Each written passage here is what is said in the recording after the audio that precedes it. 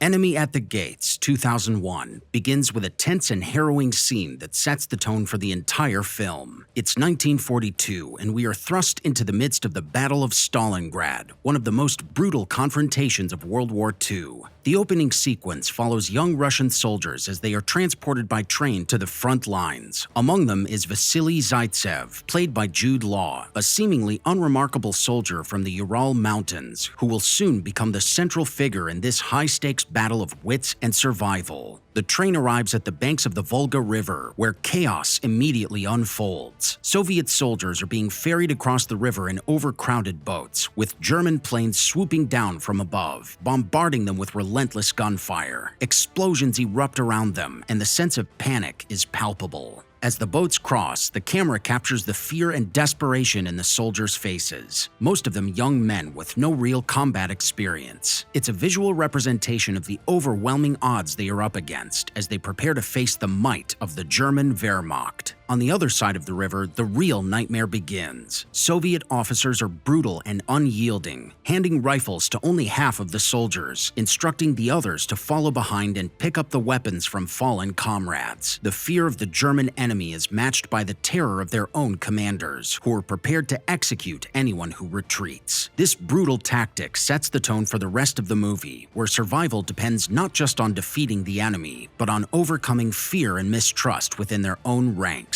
Vasily is one of the soldiers who doesn't receive a rifle. As he moves forward with his unit, they are immediately thrown into the heat of battle. German machine guns mow down wave after wave of Soviet troops. Vasily dives for cover, watching in horror as the men around him are cut down mercilessly. He's forced to crawl over bodies, scavenging for a weapon in the midst of the carnage. The scene is chaotic and visceral, immersing the audience in the horrors of war. Amidst the chaos, we are introduced to Commissar Danilov, played by Joseph Fiennes, who is tasked with maintaining morale among the troops. He witnesses Vasily's incredible sharpshooting skills when Vasily uses a rifle he's found to pick off several German soldiers with precise headshots, all while remaining calm under extreme pressure. This moment is crucial.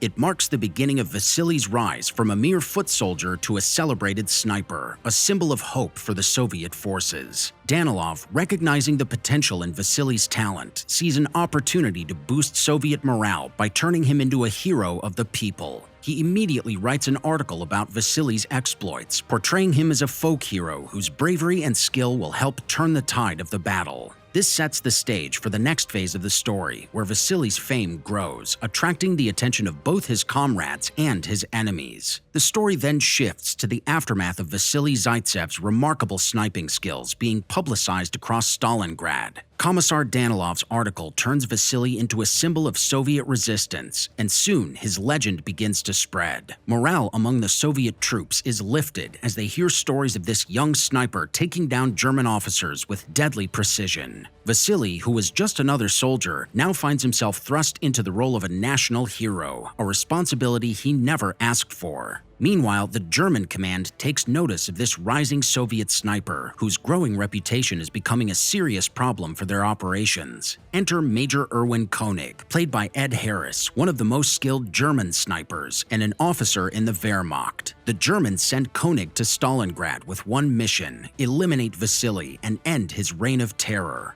Koenig is cold, calculating, and just as precise with his rifle as Vasily, setting up what will become a high-stakes psychological duel between two expert marksmen. Back in Stalingrad, the Soviet army begins to rely heavily on Vasily's sniper skills. He is given missions to take out key German officers and disrupt the enemy's operations. One of these missions involves a tense scene where Vasily and his fellow snipers must hide out in the ruins of the city, waiting for the perfect opportunity to strike. The setting is haunting. The once bustling city of Stalingrad is now reduced to a desolate landscape of rubble and broken buildings, with snipers from both sides lurking in the shadows. During one of these missions, Vasily's fame starts to weigh heavily on him. He knows that every shot he takes could mean life or death, not just for himself, but for the soldiers counting on him. The pressure begins to mount, and he starts to question whether he can live up to the heroic image that Danilov has created for him. This inner conflict adds depth to Vasily's character. He's not just a sniper, he's a young man grappling with the burden of being seen as a savior in a war where survival is anything but certain.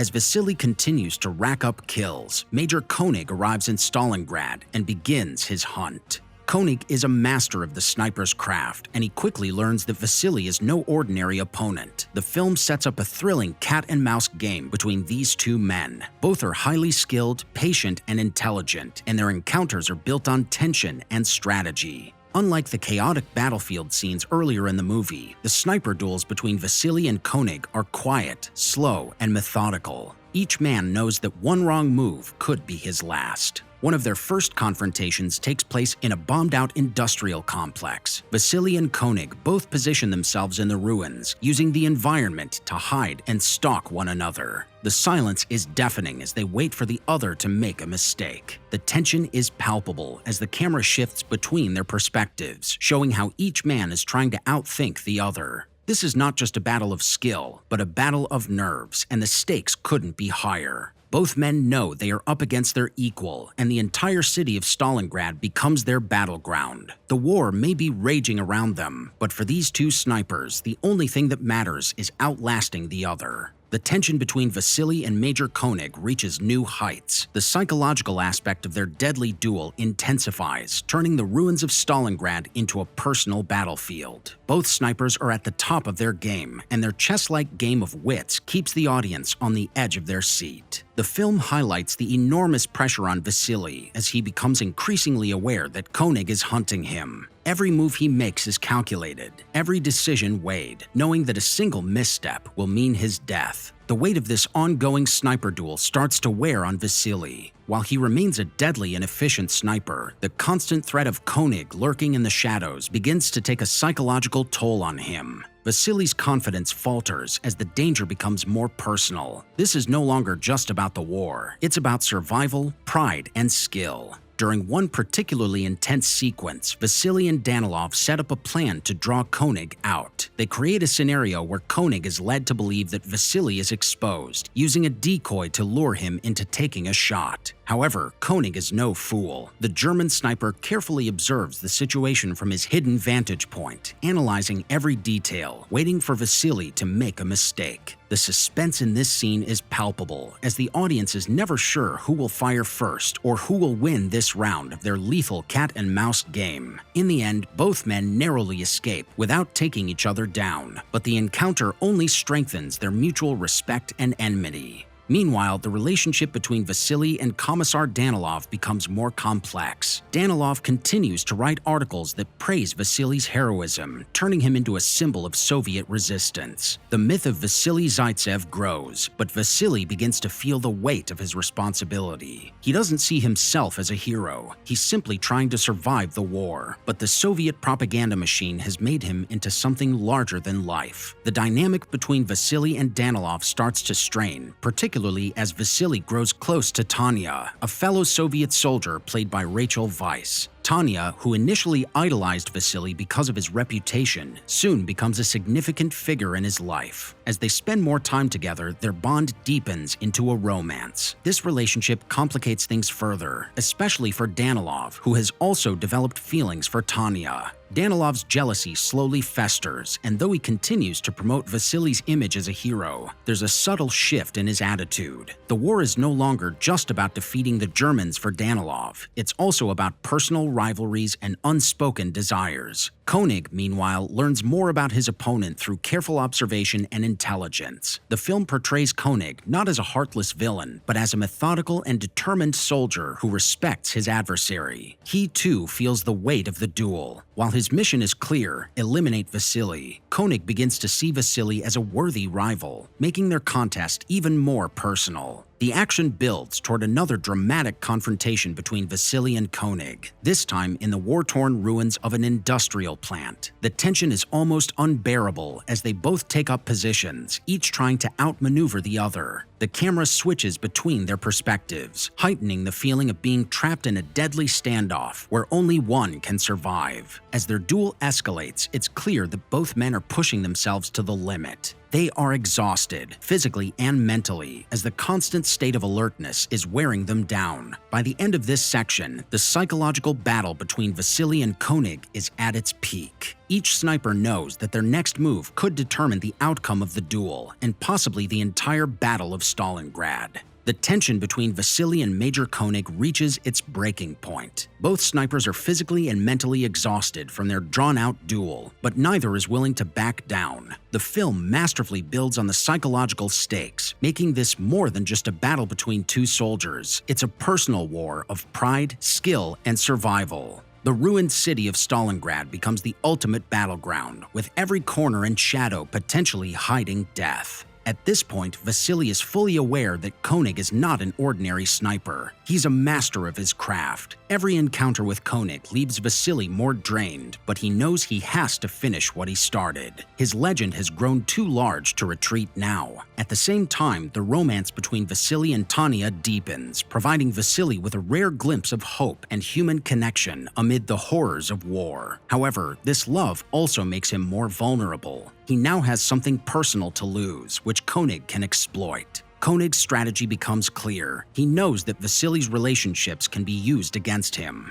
When Koenig discovers Tanya's role in Vasily's life, he sets a trap, intending to draw Vasily out by targeting those he cares about. In a tense scene, Tanya joins a mission to sabotage the German forces. She is fearless, driven by both her love for Vasily and her desire to fight for her country. But Koenig is watching. As Tanya and her comrades carry out their mission, Koenig strikes, picking off Soviet soldiers one by one. Tanya is severely injured in the process, and Vasily is devastated when he finds out. The emotional toll this takes on Vasily is tremendous. He blames himself for Tanya's injury and realizes that Koenig is not just targeting him as a sniper, but also as a person. This personal attack fuels Vasily's resolve to end the duel once and for all. Danilov, seeing the toll the war and the sniper battle are taking on Vasily, begins to regret turning his friend into a larger-than-life figure. Danilov's jealousy over Tanya, combined with his guilt over pushing Vasily into the spotlight, creates tension between the two. The climax of the movie is set in motion when Vasily and Koenig face each other for the final time. Vasily, now more cautious and strategic, knows that Koenig is waiting for him. The setting for their final confrontation is a bombed-out factory, where the industrial ruins provide the perfect setting for a sniper's duel. The scene is filled with long, tense silences, broken only by the sounds of distant gunfire and the creaking of the war-torn structure. In a brilliant tactical move, Vasily outsmarts Koenig by setting a trap of his own. Knowing that Koenig would expect him to act impulsively out of revenge for Tanya, Vasily uses his knowledge of Koenig's methods against him. Vasily positions himself in a way that forces Koenig to expose himself, luring him into the open. The tension in this scene is almost unbearable, as the audience is unsure who will fire first. In the final climactic moment, Vasily takes the shot. Koenig, realizing too late that he's been outmaneuvered, falls, bringing an end to the deadly game of cat and mouse. Vasily's victory is not one of celebration, but of exhaustion and relief. The duel has taken its toll on both men, and while Vasily has survived, the cost has been immense. In the aftermath, Commissar Danilov confronts Vasily, confessing his feelings of guilt and jealousy. Danilov admits that he elevated Vasily into a symbol of hope, not just for the Soviet Union, but for himself. In a tragic moment, Danilov sacrifices himself, stepping out into the open where German soldiers can shoot him, perhaps to absolve himself of his internal conflict. The film closes with a somber tone. While Vasily is hailed as a hero and credited with a pivotal role in the Soviet victory at Stalingrad, the personal toll of the war is undeniable. Vasily visits Tanya, who survived her injuries, and the two share a quiet, bittersweet moment. The war has taken so much from them, but their bond remains intact, symbolizing the resilience of the human spirit amid the horrors of conflict.